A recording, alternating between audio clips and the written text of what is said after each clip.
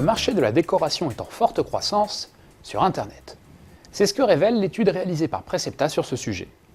Selon les estimations de notre expert, le commerce en ligne d'articles de décoration, c'est-à-dire les arts de la table et de la cuisine, le linge de maison, le textile d'ameublement, les luminaires et les objets de décoration, représente déjà plus de 15% de l'activité totale du marché de la décoration.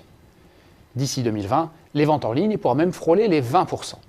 C'est une part relativement élevée, puisqu'en moyenne, le e-commerce représente seulement 5% de la consommation totale des ménages. Pourquoi une telle croissance des ventes en ligne ? On peut avancer deux raisons principales.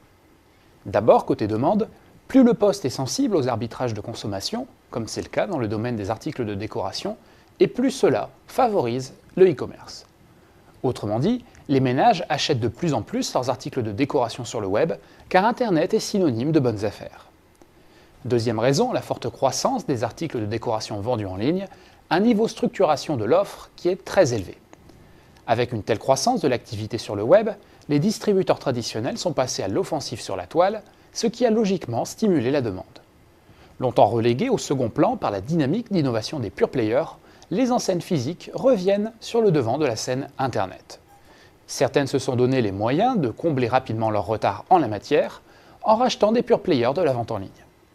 Toutes les enseignes physiques cherchent aussi à faire valoir leur avantage concurrentiel, je parle ici de leur réseau de magasins, et ce en développant ce que l'on appelle le cross-canal, c'est-à-dire la mise en cohérence des canaux online et offline, le tout sans rupture. L'étude révèle aussi que le potentiel de progression des ventes en ligne d'articles de décoration est loin d'être épuisé. Pourquoi ? Eh bien tout d'abord parce que certains domaines n'ont pas encore révélé tous leurs avantages. Je pense notamment au domaine du Web to Store avec, par exemple, la mise en place de dispositifs croisés entre enseignes d'un même groupe, ou encore à partir de marketplaces où convergent des millions de visiteurs et sur lesquels sont créés des espaces qualitatifs dédiés aux marques et aux enseignes. Les enseignes de décoration ont aussi beaucoup à faire dans le domaine de la numérisation des points de vente, qui restent sous-exploités par les enseignes de décoration. L'alliance des points de vente et du web doit permettre de revaloriser l'expérience client en amplifiant notamment l'usage des terminaux mobiles au sein des points de vente. Il y a un autre phénomène en plein essor à côté duquel les enseignes ne peuvent passer. C'est celui de la consommation alternative et collaborative. Tout ou presque reste à faire dans le domaine.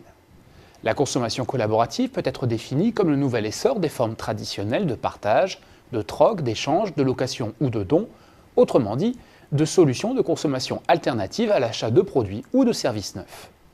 Cette consommation est rendue possible par le développement des nouvelles technologies et du web collaboratif ou web 2.0. Selon notre étude, ce phénomène en plein essor pourrait attirer de nouvelles catégories d'acteurs sur le marché des arts de la maison.